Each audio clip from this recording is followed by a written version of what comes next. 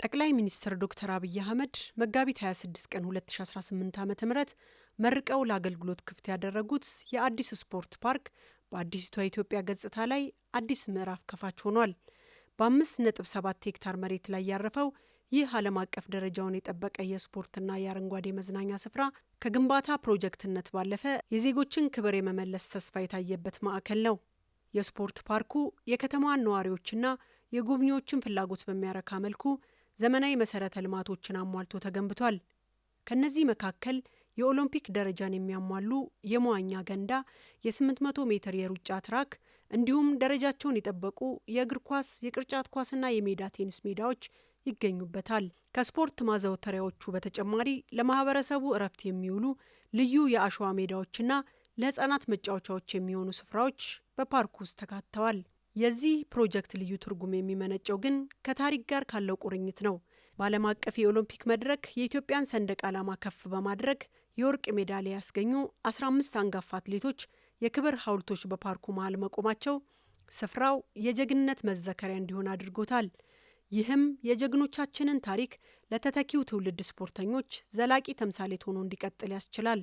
ከስፖርትና ከመዝናኛ ባለፈ ፓርኩ ለኢኮኖሚያዊ እንቅስቃሴዎችም ሰፊ እድል ከፍቷል። በማዕከል ውስጥ የተካተቱ 105 አዳዲስ የንግድ ሱቆች ለዘርፉ መነቃቃትን የሚፈጥሩ ሲሆን በአንድ ጊዜ 3000 ሰዎችን ማስተናገድ የሚችል ሰፊ ፕላዛ መገንባቱ ደግሞ ለተለያዩ ማህበራዊና ኢኮኖሚያዊ ኩነቶች ምቹ መድረክ ፈጥሯል። ጠቅላይ ሚኒስትሩ በምረቃው ወቅት ባስተላለፉት መልእክት ይህ ፕሮጀክት የአዲስ አበባን እድሳት ለማፋጠንና የዜጎችን ክብር ለመመለስ የገቡትን ቃል ማረጋገጫ መሆኑን ጠቅሰው ታላቋን ኢትዮጵያ ማለም ብቻ ሳይሆን በተግባር እንገነባታለን ብለዋል። የኢትዮጵያ ዜና አገልግሎት በአዲስ ስፖርት ፓርክ በመገኘት ጎብኚዎችን በማነጋገር የዛሬውን የኢዜአ ስፖርት ፕሮግራም ጥንቅር አዘጋጅቷል። እስከ ፕሮግራሙ ፍጻሜ መልካም ቆይታ እንዲሆንላችሁ እንመኛለን።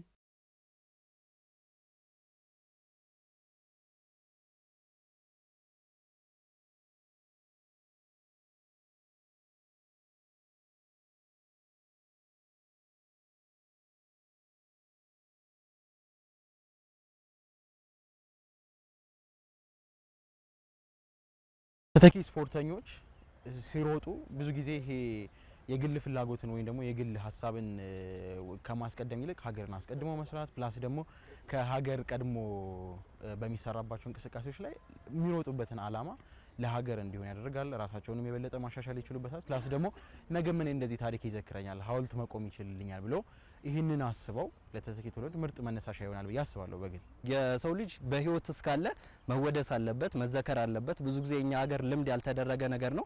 ነገር ግን የሰው ልጅ በህይወት እያለ መወደሱ አንደኛ ነገር ለቀጣዩ ጄኔሬሽን መነሻ እንዲሆን መነሳሻ እንዲሆን ይረዳል። በተጨማሪ ደግሞ ያ ሰውዬ የሚገባውን ክሬዲት እንዲወስድ ያ ሰውዬ የሚገባውን ክብር እንዲሰጠው ጠቃሚ ነውና ይሄ ነገር እጅግ በጣም ጥሩ ነው፣ መቀጠል አለበት። በዚህ ዘርፍ ብቻ መሆን የለበትም። በእግር ኳሱም በተለያዩ ዘርፎች ኢትዮጵያን ያስጠሩ ጀግና ሰዎች አሉ።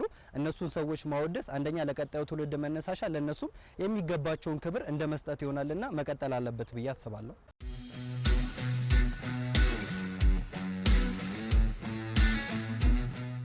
ለአገራችን በጣም በስፖርቱ ዋጋ የከፈሉ ብዙ ታሪክ የሰሩ ጀግኖች አትሌቶቻችን ሐውልት እዚህ ጋር ስናይ የሚፈጥርብን ደስታ እጅግ በጣም ታላቅ ነው። እንደገና ደግሞ ለልጆቻችን ደግሞ ይሄ መሰራቱ እነሱ በፊት ታላላቆቻቸው የሰሩትን ታሪክ እንዲረዱ እንዲያውቁ ከዛ በኋላ እነሱ ደግሞ የሚጠበቅባቸውን ወደፊት በራሳቸው ደግሞ መስራት የሚችሉትን እንዲሰሩ ይሄንን ሲያዩ ነው እንግዲህ መነሳሳት፣ ቁጭት፣ ታሪክን ማስቀጠል ብዙ ነገር ራዕይም የሚሰንቁትና ከዚህ አንጻር ፋይዳው በጣም የጎላ ነው ብዬ አስባለሁ። ከዚህ በፊት እንደሚታወቀው ለጀግኖች ትኩረት አይሰጥም።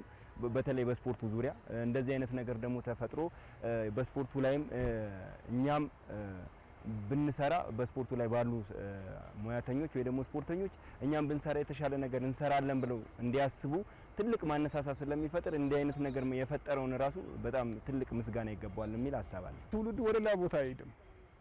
ከአጉል ቦታ ርቆ ያው በየአካባቢው ሜዳ ተከፍቶለታል። ለወደፊቱ ጥሩ ተስፋ ነው ብዬ ነው እኔ የማስበው። ሜዳ መከፈቱ እነኚህ ሯጮቹን ሲያይ ወደ አጉል ሱስ ከመሄድ አሁን እነኚህ ምናምን ሲያይ ሜዳውን ሲያይ ሯጮቹን ሲያይ ጥሩ ተስፋ ለወደፊት ማለት ነው። እንደዛ ብዬ ነው የማስበው።